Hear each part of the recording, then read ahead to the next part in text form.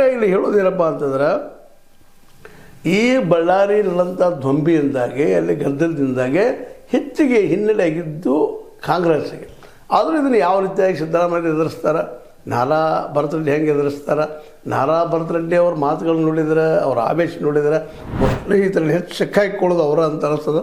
ಯಾಕಂದ್ರೆ ಜನಾರ್ದನ ರೆಡ್ಡಿ ಆಗಿರ್ಬೋದು, ಜೊತೆಗೆ ರಾಮುಲು ಅವರಾಗಿರ್ಬೋದು, ಅವ್ರ ಸಹೋದರರಾಗಿರ್ಬೋದು, ಇಂಟೆಲಿಜೆಂಟ್ ಇದ್ದಾರೆ ಅವರು. ಅದಕ್ಕಾಗಿ ಒಂದು ಕಡೆ ಡಿ ಕೆ ಶಿವಕುಮಾರ್ ಅವರು ಹೇಳಿದ್ರಲ್ಲಿ ಭಾಳ ಸತ್ಯದ.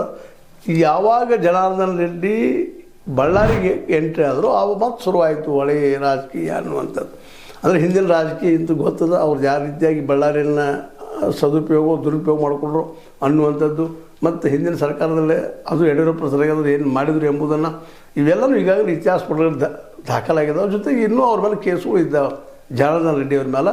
ಮತ್ತು ಇಂಥ ಕೇಸ್ ಆಗಿದ್ದು ಅದಕ್ಕೆ ಕಾರಣಕರ್ತರು ಅವರು ಅನ್ನುವಂಥ ಮಾತನ್ನು ಇನ್ನೂ ಒಂದಿಷ್ಟು ಮಾತುಗಳು ಎದ್ದು ಬರ್ತಾಯಿದ್ದಾವೆ. ನಾರಾ ಭರತರೆಡ್ಡಿ ಅವರ ಗುರಿ ಜನಾರ್ದನ ರೆಡ್ಡಿ ಆಗಿದ್ದರು ಅನ್ನುವಂತಹ ಪ್ರಚಾರ ಸಹಿತ ಭಾಳ ವ್ಯವಸ್ಥಿತವಾಗಿ ಮಾಡ್ತಾ ಇರೋದರಿಂದಾಗೆ ಕಾಂಗ್ರೆಸ್ಸಿಗೆ ಇದೆಲ್ಲ ನುಂಗಲಾರದ ಬಿಸಿ ತುಪ್ಪ ಆಗುವಂಥದ್ದಾಗ್ಯದ.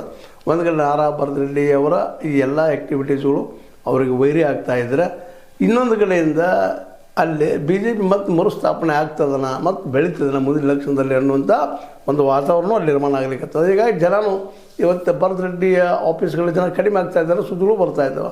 ಅದೇ ಕಾಲಕ್ಕೆ ಜನಾರ್ದನ ರೆಡ್ಡಿಯ ಆಫೀಸ್ಗಳ ಜನ ಅಥವಾ ಕಚೇರಿಗಳ ಜನ ಹೆಚ್ಚು ಬರ್ತಾಯಿದ್ದಾರೆ, ಅವ್ರು ಭೇಟಿ ಆಗ್ತಾಯಿದ್ದಾರೆ ಅನ್ನುವಂಥ ಡೆವಲಪ್ಮೆಂಟ್ಗಳನ್ನು ಗಮನಿಸಿದಾಗ, ಮತ್ತು ಜೊತೆಗೆ ಇನ್ನೇನಾದರೂ ಬೈ ಚಾನ್ಸ್ ಭರತರೆಡ್ಡಿ ಅವರು ಉಳಿಸ್ಕೊಳ್ಳಿಕ್ಕೆ ಹೋದ್ರೆ ಕಾಂಗ್ರೆಸ್ಸಿಗರು ಈ ಒಂದು ಪಾದಯಾತ್ರೆಯನ್ನು ಹಾಕ್ಕೊಂಡ್ರೆ, ಬಿ ಜೆ ಪಿಗರು ಜೊತೆಗೆ ಜನಾರ್ದನ ರೆಡ್ಡಿ, ವಿಜಯೇಂದ್ರ ಇವರೆಲ್ಲ ಕುಳ್ಕೊಂಡು ಬಿ ಜೆ ಪಿ ಹೆಸರಿನಲ್ಲೇ ಪಾದಯಾತ್ರೆ ಬೆಂಗಳೂರು ತನಕ ಇಟ್ಕೊಂಡ್ರೆ ಅದು ಇನ್ನಷ್ಟು ಕಾಂಗ್ರೆಸ್ಸಿನ ಹಿನ್ನಡೆಗೆ ಕಾರಣ ಆಗುವ ಸಾಧ್ಯತೆಗಳೆಲ್ಲ ಇದ್ದಾವೆ. ಜೊತೆಗೆ ಈಗಾಗಲೇ ಕಾಂಗ್ರೆಸ್ನಲ್ಲೂ ಕುರ್ಚಿ ಕಚ್ಚಾಟ ತೆಕ್ಕಾಟ ಸಾಕಷ್ಟು ಅದ.